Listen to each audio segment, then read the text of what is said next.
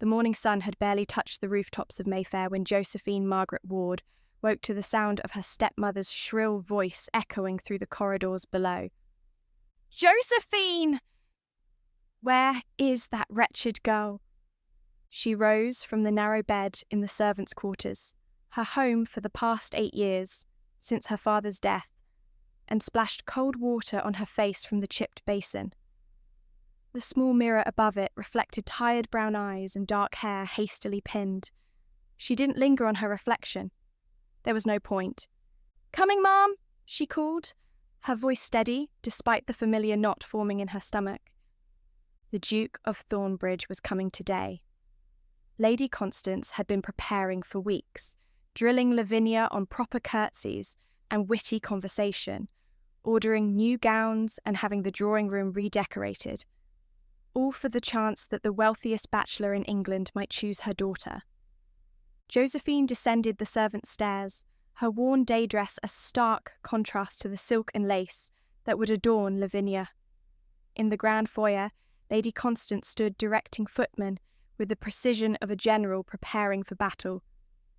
"There you are," her stepmother snapped, her sharp features pinched with displeasure.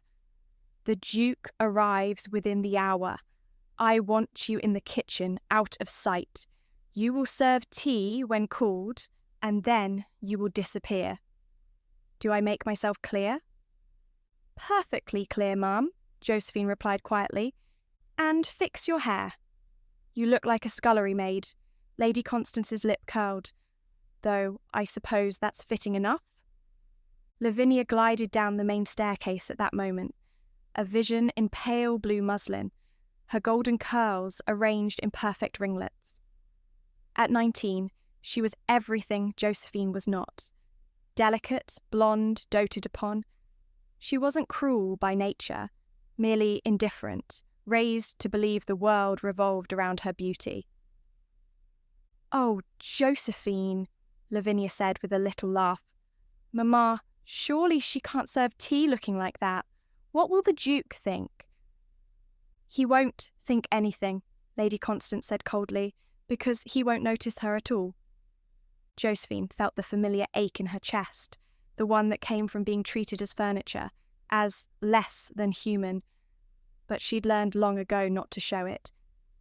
She dipped her head and retreated to the kitchen, where Mrs. Holloway, the only person in the house who showed her kindness, squeezed her hand in silent sympathy. An hour later, the sound of carriage wheels on gravel sent the household into a flurry. Josephine arranged the tea service with steady hands, her heart oddly calm. She'd perfected the art of invisibility. When she entered the drawing room with the heavy silver tray, she kept her eyes downcast. Lady Constance's voice dripped with honeyed charm as she presented Lavinia. "Your Grace, may I present my daughter, Miss Lavinia Ward?" "Lavinia, this is the Duke of Thornbridge." "Your Grace?" Lavinia's curtsy was flawless, her smile dazzling. Josephine set the tray on the side table, beginning to pour. She could feel the weight of a gaze on her, intense, curious, and her hands trembled slightly. She'd learned to recognize the moment when someone truly saw her, and it happened so rarely that it startled her every time. "And who is this?" a deep voice asked. Her head snapped up. The Duke of Thornbridge was staring directly at her, his grey eyes sharp and intelligent beneath dark brows. He was younger than she'd expected, perhaps 9 and 20, with an air of understated authority that came from generations of privilege. But there was something else too, a wariness, as if he were as tired of this ritual as she was. "No one of consequence, Your Grace," Lady Constance said quickly, her tone dismissive. "Merely a relation. Josephine, you may go." But the Duke continued to hold her gaze. "A relation who serves tea?" Josephine felt heat creep up her neck. She should leave, disappear as commanded, but something in his eyes held her frozen. "My late husband's daughter from a previous marriage," Lady Constance said, each word clipped. She assists with household matters. Josephine, that will be all. Of course, Mum. Josephine dropped a quick curtsy, but as she turned to leave, she couldn't help one final glance at the Duke. He was still watching her, a slight frown creasing his brow. Nicholas Ashford, Duke of Thornbridge, had endured countless such visits over the past month, drawing rooms full of simpering misses and ambitious mothers, all seeing only his title and fortune. He'd grown expert at reading the calculations behind every smile, every rehearsed compliment. But the young woman who'd just left, Josephine, Lady Constance had called her, hadn't looked at him like that. She'd looked at him as if she could see straight through to the boredom and loneliness he carried, and then she'd looked away, as if she had no right to acknowledge what she'd seen. "More tea, Your Grace?" Miss Lavinia Ward asked brightly, leaning forward with practised grace. Nicholas forced his attention back to the reason for his visit. Miss Ward was lovely, certainly. Pretty as a porcelain doll, and just as substantial. She chatted about the weather, the latest fashions, the upcoming ball at the Worthington estate. Her mother interjected strategic comments about Lavinia's accomplishments. Watercolours, pianoforte, French. "Tell me, Miss Ward," Nicholas said, interrupting a story about a particularly fetching bonnet, "what do you like to read?" Lavinia blinked, her rosebud mouth forming a perfect O of surprise. "Read, Your Grace." "Yes, books. Do you have a favourite?" "Oh," she laughed, a tinkling sound. "I confess I don't much care for reading. It gives me the most dreadful headache. But I adore poetry when someone reads it aloud." Nicholas glanced at the bookshelf along the far wall. An impressive collection, leather-bound and clearly well-maintained. Someone in this house read those books. "How convenient," he murmured. "And what of conversation? What topics interest you most?" Another laugh. "Goodness, you do ask the most unusual questions. Mamma says a lady need only know how to be agreeable." "Does she?" Nicholas set down his teacup with deliberate care. Behind Lady Constance's forced smile, he could see calculations spinning like clockwork. This was a performance, carefully choreographed. But the girl who'd served tea, there had been intelligence in her eyes. And something else. Pain, carefully hidden. The door opened softly, and Josephine reappeared with a fresh pot. She moved with quiet efficiency, her presence nearly ghost-like. Nicholas noted the way Lady Constance's expression hardened, the way Lavinia didn't even glance at her half-sister. "Forgive me," Nicholas said suddenly, addressing Josephine directly. "I noticed your library." "Have you read all those volumes?" Josephine froze, the teapot suspended in mid-air. Some of them, Your Grace." "Josephine has far too much time on her hands," Lady Constance interjected sharply. "She indulges in frivolous pursuits." "Reading is frivolous?" Nicholas raised an eyebrow. "I must disagree. What was the last book you finished, Miss Josephine?" She looked trapped, her fingers white-knuckled around the handle of the teapot. "Waverley, Your Grace, by Sir Walter Scott." "Ah? And did you enjoy it?" For the briefest moment her expression came alive, a flicker of genuine enthusiasm breaking through her careful mask. "Very much. His treatment of the Jacobite uprising was fascinating, though I thought his portrayal of—" She stopped abruptly, as if remembering herself. "Forgive me. I've spoken out of turn." "Not at all. Please, continue." Nicholas leaned forward, genuinely interested. "That's quite enough, Josephine," Lady Constance said, her voice sharp as a blade. "The Duke didn't come here to discuss novels with the help. You may return to your duties." Josephine's face shuttered closed again, and she retreated with a murmured apology. But Nicholas had seen enough. The pieces of this household's dynamics were falling into place, and they formed a picture he didn't like at all. He stayed another quarter hour, suffering through Lavinia's vapid chatter and Lady Constance's increasingly desperate attempts to showcase her daughter. Finally, he rose. "Thank you for the tea, Lady Constance." "Miss Ward." He bowed. "I wonder if I might impose upon your hospitality again. Perhaps tomorrow afternoon?" Lady Constance practically glowed with triumph. "Of course, Your Grace. We would be delighted." As Nicholas's carriage pulled away from the Ward residence, he found himself thinking not of the blonde beauty in blue muslin, but of tired brown eyes and a voice that spoke of Walter Scott with genuine passion before being silenced. Something was very wrong in that house, and Nicholas Ashford had never been able to resist a mystery or an injustice. Nicholas returned the following afternoon with his cousin, Lord Edmund Ashford, in tow. "I still don't understand why you dragged me along," Edmund grumbled as they ascended the steps to the Ward residence. "You said the girl was boring as dishwater." "The daughter is," Nicholas replied quietly, "but there's another woman in that house who intrigues me considerably more." Edmund's eyebrows shot up. "Nicholas Ashford, are you actually interested in someone? Quick, someone alert the papers." "Shut up, Edmund." Lady Constance received them with barely concealed delight, immediately monopolising Edmund's attention with Lavinia. Nicholas watched his gregarious cousin charm them both, creating the perfect distraction.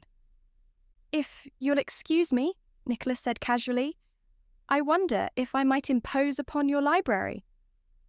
I'm in desperate need of a particular volume for a debate with my steward."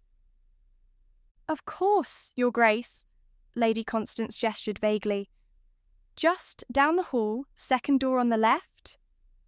Josephine can show you. Oh, but where has that girl gotten to now?" "I'm sure I can find it," Nicholas said smoothly, and escaped before she could summon anyone to supervise him. The library was exactly where she'd said, and it was everything a proper gentleman's library should be. Mahogany shelves, leather chairs, the smell of old paper and leather bindings. And curled in a window seat, bathed in afternoon sunlight, was Josephine Ward. She was so absorbed in her book that she didn't hear him enter. Nicholas paused in the doorway, observing her unguarded face. Without the careful mask, she was lovely, not in the conventional way of her half-sister, but in a way that suggested depth and intelligence. Her dark hair caught the light, and her lips moved slightly as she read, as if tasting each word. He cleared his throat softly. She jumped, the book tumbling from her lap. "Your Grace!" Forgive me, I didn't. I'll leave at once." "Please don't." Nicholas held up a hand. "I'm the intruder here. I came looking for the library, not to disturb your reading." Josephine stood hastily smoothing her simple grey dress. "Lady Constance would not approve of my being here during a formal call." "Then it's fortunate Lady Constance is occupied with my cousin." He moved into the room, picking up the fallen book. "Paradise Lost. Bold choice." "It belonged to my father." Her voice softened. "He loved Milton." "Did he?" Nicholas handed her the book, noting how her fingers trembled slightly as she took it. "You must miss him." Something flickered across her face. Grief, quickly suppressed. "Every day, Your Grace." A pause stretched between them, surprisingly comfortable. Nicholas gestured to the shelves. "May I?" She nodded, retreating to the window seat as if to give him space. But Nicholas had no interest in the books. He settled into the chair across from her instead. "Tell me, Miss Josephine," he said conversationally, "why does your stepmother treat you like a servant?" The colour drained from her face. I don't know what you mean. Don't you? He leaned forward, elbows on his knees. You live in this house as if you're staff. You serve tea while your half-sister is paraded before potential suitors. Yesterday, Lady Constance introduced you as no one of consequence. His voice hardened. I'd very much like to know why. It's not your concern, Your Grace. Her fingers clutched the book like a lifeline. Perhaps not, but I'm making it my concern anyway. He softened his tone. I'm not here to cause you trouble, Miss Josephine. But I recognise injustice when I see it, and what I witnessed yesterday was precisely that. She was silent for a long moment, her gaze fixed on the book in her lap. When she finally spoke, her voice was barely above a whisper. My father married Lady Constance when I was 10. She'd been widowed, left with an infant daughter. Papa thought we could be a family. A bitter smile touched her lips. But Constance never wanted me. She tolerated me because Papa was alive, because she needed his money. When he died, I was 15. She made it clear that I was a burden she'd inherited along with his estate. Surely you have relatives? Other family? Papa was an only child, as was my mother. She died when I was born. Josephine's knuckles were white around the book. I have nowhere else to go, Your Grace. No dowry, no prospects. I'm entirely dependent on Lady Constance's charity. The last word dripped with irony. Nicholas felt anger building in his chest, not the hot, explosive kind, but cold and calculating. And so you've lived like this for 8 years, treated as less than human in your own father's house. It's not my house anymore. She looked up finally, meeting his eyes with a flash of defiance that made his breath catch. But, yes, I've survived, Your Grace. I've learned to be invisible, to want nothing, to expect nothing. It's simpler that way. Simpler, perhaps, but it's wrong. The world is full of wrongs that cannot be righted. Her laugh was humourless. Surely a duke knows that better than most. There it was again, that sharp intelligence, that refusal to be cowed despite her circumstances. Nicholas found himself leaning closer, drawn by the spark in her eyes. What if I told you, he said slowly, that some wrongs can be righted? That you don't have to accept invisibility as your fate? Josephine stared at him, something like hope flickering across her face before she crushed it ruthlessly. Then, I would say, you're either remarkably naive, Your Grace, or you're toying with me for your own amusement. I assure you, I am neither naive nor cruel. Nicholas held her gaze. I am, however, in need of a wife, and I find myself far more interested in a woman who reads Milton and debates Walter Scott than one who simpers over bonnets. Her eyes widened. You can't be serious. Can't I? Before she could respond, voices echoed in the hallway, Lady Constance calling for Josephine, in that imperious tone Nicholas was beginning to detest. Josephine shot to her feet. I must go. If she finds us here alone, let her find us. I'm a duke, Miss Josephine. I can speak to whomever I please. You don't understand. Her voice was urgent now, tinged with fear. She'll make it worse for me. Please, Your Grace, just forget this conversation. Forget about me. She slipped past him and out the door before he could stop her, leaving him alone in the library with her father's copy of Paradise Lost still lying on the window seat. Nicholas picked up the book, running his fingers over the worn leather binding. The pages fell open to a passage that had been underlined in faded ink. The mind is its own place, and in itself can make a heaven of hell. a hell of heaven. He closed the book with a soft snap. Forget about her? Impossible. 3 days later, Nicholas attended the Worthington ball with Edmund at his side, and a plan forming in his mind. Lady Constance had sent a breathless note that morning, confirming the Ward family's attendance and Lavinia's new gown. The ballroom glittered with candlelight and jewels. Nicholas endured the first hour dutifully, dancing with the requisite debutantes, all of whom looked remarkably similar in their pastel muslins and feigned interest. When the Wards arrived, Lady Constance practically dragged Lavinia in his direction. But Nicholas's eyes swept past the blonde girl to search for the one person he actually wanted to see. Josephine was nowhere in sight. "Your Grace!" Lady Constance curtsied deeply. "What a pleasure to see you. Lavinia was just saying how she hoped you'd be in attendance." Lavinia simpered on cue, but Nicholas was barely paying attention. "Is your entire family here, Lady Constance?" "Oh, yes.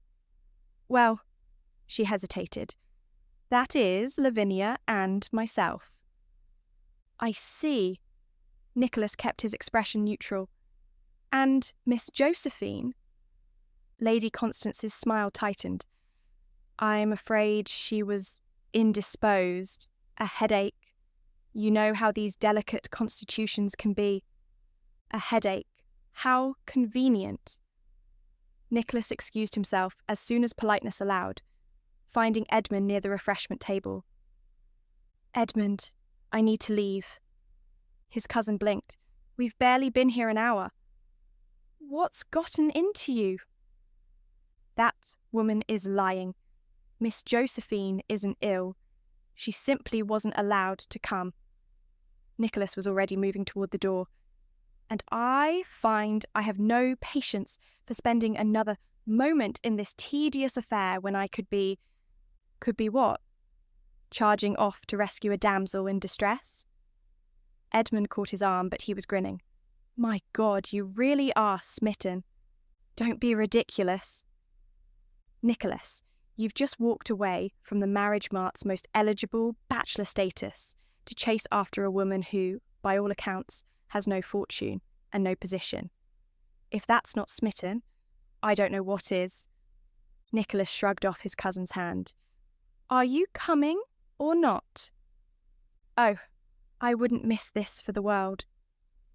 The Ward residence was dark, save for a few windows on the lower floor. Nicholas dismissed his carriage with instructions to return in an hour, then approached the front door, with Edmund trailing behind, muttering about scandal and impropriety. The butler who answered looked startled to find a duke on the doorstep at 10:30 in the evening. "Your Grace!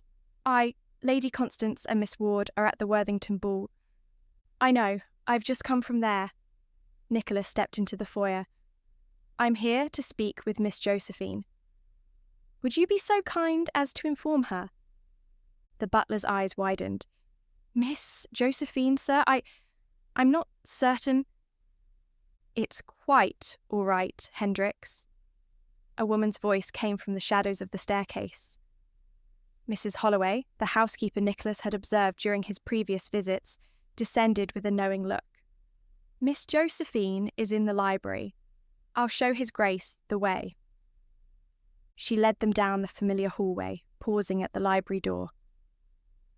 "If I may be so bold, Your Grace," she said quietly, "that girl deserves better than she's been given. Whatever your intentions, please don't raise her hopes only to dash them." "My intentions," Nicholas said firmly, "are entirely honourable. You have my word." Mrs. Holloway studied him for a long moment, then nodded and opened the door. Josephine sat at a small desk mending what looked like one of Lavinia's gowns by candlelight. She looked up, and shock rippled across her face. "Your Grace! What are you... You should be at the ball." "Oh." "I left." Nicholas crossed the room in 3 strides, Edmund wisely hanging back near the door, "because you weren't there." She set down her needle with trembling hands. I don't understand. Don't you? He pulled a chair close to hers, sitting so they were at eye level. I attended that excruciating ball for one reason only, to see you. When you weren't there, when your stepmother lied about a headache, I realised I'd wasted quite enough time on propriety and expectation. Josephine's eyes were huge in her pale face. You left a ball to come here? To see me? I did. And now that I'm here, I find myself wanting to do something rather absurd. He glanced back at Edmund, who was grinning like a fool. My cousin, Lord Edmund Ashford. Edmund, stop smirking and make yourself useful. Can you manage any sort of tune? What? Nicholas, have you gone mad? Possibly. But humour me. Edmund shook his head but began to hum. A waltz, surprisingly melodic. Nicholas stood and offered his hand to Josephine. Dance with me. I can't. I don't. She stared at his outstretched hand as if it might bite. When was the last time you danced, Miss Josephine? Her voice was barely a whisper. My father's funeral. I was 15. Lady Constance said it would be inappropriate for me to dance in company after that. She said... Josephine swallowed hard.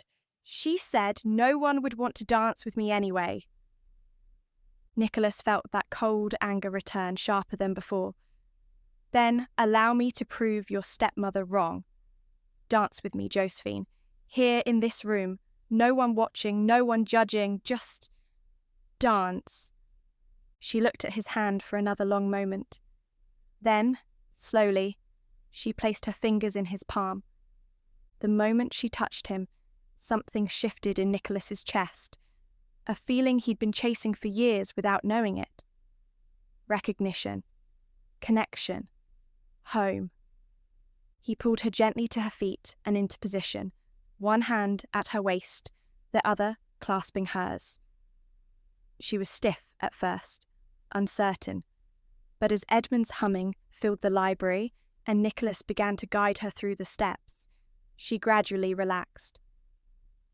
You remember, he said softly as they turned. My father taught me. A sad smile touched her lips. He used to dance with me in the drawing room when I was a child. He said every girl should know how to waltz, even if she never got to do it at a ball. Wise man, your father. They moved together in the candlelit room. No music but Edmund's humming, no audience but the books on their shelves. Josephine's head came up slowly, her eyes meeting his, and Nicholas saw the walls she'd built around herself begin to crack. Why are you doing this? She asked, her voice catching. Why are you being kind to me? Because you deserve kindness. Because you're the most interesting woman I've met in years. Because... He pulled her slightly closer, improper, but he didn't care. Because when I look at you, I don't see an inconvenience or a burden. I see someone brilliant and brave and beautiful, forced to hide her light under a bushel basket. A tear slipped down her cheek. You barely know me. Then let me know you better. Come to the park tomorrow afternoon. Walk with me, talk with me. Let me prove that not everyone in this world will treat you as your stepmother has. She won't allow it. She doesn't need to know. Mrs. Holloway will help. Won't you, Mrs. Holloway? The housekeeper, who'd been standing guard at the door, nodded firmly. That I will, Your Grace. Josephine looked between them, something like wonder dawning on her face. You're all conspiring to give you one afternoon of freedom, Nicholas finished. Say yes, Josephine. The waltz ended. Edmund's humming faded, but Nicholas didn't let her go, his hand still at her waist, his eyes locked on hers. Yes, she whispered finally. Yes, I'll come. The smile that broke across his face was genuine, unguarded, the first real smile he'd worn in months. Good. Then, I shall see you tomorrow at 3:00. Edmund, we should go before Lady Constance returns and has an apoplexy at finding a duke in her library. As they left, Nicholas glanced back one last time. Josephine stood in the candlelight, her hand pressed to her heart, looking as if she'd just experienced something miraculous. He rather thought he had too. The following afternoon, Josephine slipped out of the house while Lady Constance was occupied with fittings and Lavinia was at her watercolour lesson. Mrs. Holloway provided a nicer dress, one that had belonged to Josephine's mother, preserved all these years, and helped arrange her hair. "You look beautiful, child," the older woman said, tears in her eyes. "Just like your dear mother." Josephine's hand shook as she tied the ribbons of her bonnet. What if Lady Constance finds out? Then let her. You deserve one day of happiness, Miss Josephine, one day to remember when things get dark again. Mrs. Holloway squeezed her shoulders. Now go. The Duke is waiting. Nicholas was indeed waiting at the park entrance, and the look on his face when he saw her made Josephine's breath catch. "Miss Josephine," he said, offering his arm, "you look lovely." They walked in companionable silence at first, both aware of the curious glances from other park-goers. A duke walking with an unknown woman was bound to cause talk, but Nicholas seemed utterly unconcerned. "Tell me about your father," he said eventually. "What was he like?" And so Josephine talked, really talked, for the first time in years. She told him about her childhood, about her father's love of literature and history, about the happy years before Lady Constance. Nicholas listened with genuine interest, asking questions, laughing at her stories, sharing some of his own. "My father died when I was 12, he said quietly. "Left me a dukedom I wasn't ready for, and responsibilities that felt crushing. I spent years trying to be what everyone expected. The perfect duke, the eligible bachelor, the shrewd businessman. But somewhere in all that, I forgot to be just Nicholas." "And what is just Nicholas like?" Josephine asked softly. He smiled. "I'm still figuring that out. But I know he'd rather spend an afternoon in a park with an intelligent woman who challenges him than attend another tedious ball with someone who only sees his title." They found a bench beneath an old oak tree, away from prying eyes. Josephine should have maintained proper distance, should have been more careful with propriety. But when Nicholas's hand found hers on the bench between them, she didn't pull away. "I need to tell you something," he said, his expression turning serious. "I've made inquiries about your situation, about your father's will, his estate." Josephine's stomach dropped. "I don't understand." "Your father left everything in trust for you, to be released on your 25th birthday or upon marriage, whichever came first. Lady Constance has control until then. But the money, a substantial sum, was always meant to be yours." She stared at him, struggling to process this information. "But Lady Constance always said there was nothing, that Papa died in debt, that I was lucky she allowed me to stay." "She lied." Nicholas's jaw tightened. "She's been living off your inheritance for 8 years, Josephine. The house, the gowns for Lavinia, all of it, paid for with money meant for you." The world seemed to tilt beneath her. Rage and grief warred in her chest, hot and suffocating. "All these years, I could have left. I could have had a life. You still can." Nicholas turned to face her fully, taking both her hands in his. "Marry me, Josephine." She went utterly still. "What?" "I know this is sudden. I know we've only known each other a handful of days. but I also know that I've never felt this way about anyone, never wanted to protect someone the way I want to protect you, never wanted to see someone smile the way I want to see you smile. He squeezed her hands gently. Marry me. Not for your money. I have more than enough of my own. Not because I pity you. I don't. Marry me because in a few short days, you've become the most important person in my world. Tears spilled down Josephine's cheeks. You could have anyone. Any woman in England would say yes. Why me? Because you see me. His voice was raw, honest. Because you're brave and brilliant and kind despite everything you've endured. Because when I'm with you, I remember what it feels like to be just Nicholas, not the Duke of Thornbridge. He reached up, gently wiping away her tears with his thumb. Because I'm falling in love with you, Josephine Ward. And I don't want to spend another day pretending I'm not. Her voice broke. I don't know how to be loved. I don't know if I'm capable of... Then let me teach you. He leaned closer, his forehead nearly touching hers. Let me show you what it feels like to be chosen, to be cherished, to be seen as the extraordinary woman you are. Josephine couldn't speak past the lump in her throat, so instead she closed the small distance between them and pressed her lips to his. The kiss was gentle at first, tentative, as if they were both afraid the moment might shatter. But then Nicholas's hand came up to cup her face, and Josephine let herself sink into it, into the warmth, the safety, the overwhelming feeling of being wanted.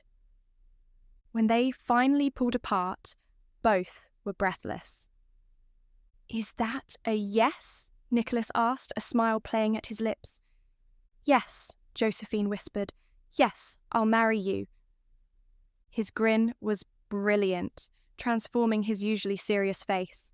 Thank God! I was prepared to be quite persistent. She laughed, actually laughed, for what felt like the first time in years. I have no doubt you would have been insufferable about it. Absolutely insufferable. He kissed her again, quick and sweet. Now, there's the matter of informing your stepmother. I thought we might make rather a production of it. A spark of mischief lit Josephine's eyes, the girl she might have been if life had been kinder. What did you have in mind? 2 days later, Nicholas arrived at the Ward residence at precisely 11 o'clock in the morning, dressed in his finest and bringing with him an air of ducal authority that made even Lady Constance hesitate before launching into her usual obsequious welcome. Your Grace! What an unexpected pleasure. If I'd known you were coming, I would have had Lavinia dress more appropriately. Actually, Lady Constance, I'm here on a matter of some importance. Nicholas's voice was cool and formal, the voice of a man used to being obeyed. I'd like to speak with you privately. Perhaps in the drawing room? Lady Constance's eyes lit with barely contained triumph. She thought she knew what was coming, an offer for Lavinia's hand. Of course, Your Grace. Hendricks have tea brought in. The good china. In the drawing room, Nicholas remained standing, despite Lady Constance's gestures toward the seating. She perched on the edge of the settee, hands fluttering nervously with excitement. Your Grace, if this is about what I think it is, let me assure you that Lavinia would be absolutely delighted. It is indeed about marriage, Nicholas interrupted, but not to Miss Lavinia Ward. Lady Constance's smile froze. I beg your pardon. I'm afraid Miss Ward, though lovely, is not suited to be my Duchess. She lacks the depth of character and intellectual curiosity I require in a wife. He paused, letting that sink in. I've come to ask for the hand of Miss Josephine Ward. The colour drained from Lady Constance's face, then rushed back in an angry flush. This is some kind of jest. Josephine, That girl has nothing. No dowry, no connections, no... On the contrary, she has quite a substantial inheritance from her father, due to be released upon her marriage. An inheritance you've been unlawfully appropriating for the past 8 years. Nicholas's voice hardened. I've had my solicitors examine the late Mr. Ward's will quite thoroughly. Would you like me to enumerate the legal consequences of your actions? Lady Constance went white as a sheet. How dare you? This is outrageous. What's outrageous, Nicholas said coldly, is that you've treated your stepdaughter as a servant while living off her money. What's outrageous is that you've systematically crushed her spirit and denied her every comfort and dignity. He took a step closer, and Lady Constance actually shrank back. But that ends today. Mama? Lavinia's confused voice came from the doorway. What's happening? Why is the Duke here? Miss Lavinia, Nicholas said, softening his tone slightly. The girl wasn't blameless, but she was more ignorant than cruel. I apologise for any disappointment this may cause, but I've come to ask for your sister's hand in marriage. Lavinia's pretty face screwed up in confusion. My sister? But I don't have... Oh, you mean Josephine? She actually laughed, the sound brittle. But, Your Grace, surely you can't be serious. Josephine is nobody. She's the woman I intend to marry, Nicholas said firmly, and I'd appreciate it if you'd fetch her. Now. Stunned into obedience, Lavinia scurried from the room. Lady Constance remained frozen, her world clearly crumbling around her. You can't do this, she said, her voice shaking. I'll contest it. I'll tell everyone she's been compromised, that you've been carrying on an inappropriate... And I will tell everyone that you've been embezzling your stepdaughter's inheritance and treating her as unpaid labour. I wonder which scandal society will find more interesting. Nicholas's smile was sharp as a blade. Choose your next words very carefully, Lady Constance. Footsteps sounded in the hall, and then Josephine appeared in the doorway, still wearing her simple day dress, her hair hastily pinned. She looked between Nicholas and her stepmother with wide, uncertain eyes. You asked for me, Your Grace. Nicholas's expression transformed the moment he saw her, all the cold authority melting into warmth. I did, Miss Josephine. Would you come in, please? She entered hesitantly, and Nicholas could see her trembling. He crossed to her, taking her hand in his, a deliberate gesture of intimacy that made Lady Constance gasp. Miss Josephine Ward, he said, loud enough for everyone to hear clearly, I have come to ask, formally and properly, for your hand in marriage. Then, to Lady Constance's visible horror, the Duke of Thornbridge dropped to one knee. Josephine, you are not the daughter your stepmother chose to show me. You are the woman I chose to see. His grey eyes held hers, sincere and unwavering. You are brilliant and brave and beautiful. You challenge me. You see me. You make me want to be better. I'm asking you, here and now, in front of witnesses, will you do me the extraordinary honour of becoming my wife? Tears streamed down Josephine's face. Her free hand covered her mouth, her whole body shaking with emotion. When she finally spoke, her voice was clear and strong, despite the tears. Yes, yes, Nicholas, I will marry you. The smile that broke across his face was radiant. He stood, pulled her into his arms and kissed her, properly, thoroughly, scandalously, right there in Lady Constance's drawing room. No, Lady Constance whispered, the word barely audible. No, this can't. Oh, but it is, Nicholas said, not taking his eyes off Josephine. We'll be married by special licence within the week. Josephine will be removing her belongings from this house today. You, Lady Constance, will immediately cease all access to her inheritance, which will be transferred to my solicitors pending the marriage. You can't just... I can. I'm a duke. He said it simply, a statement of fact rather than arrogance. And I protect what's mine. What about me? Lavinia's voice was small, almost childlike. For the first time, she seemed to grasp that this wasn't about her. Mama, what are we going to do? Lady Constance's face was a mask of fury and fear. Her entire plan, her security, her social standing, all of it had just been snatched away by a girl she treated as worthless. Josephine, still safely in Nicholas's arms, turned to face her stepmother. When she spoke, her voice was steady and clear. Not vindictive, but firm. You told me I was nothing, Lady Constance. You made me believe I deserved nothing, that I was lucky to have the scraps you threw me.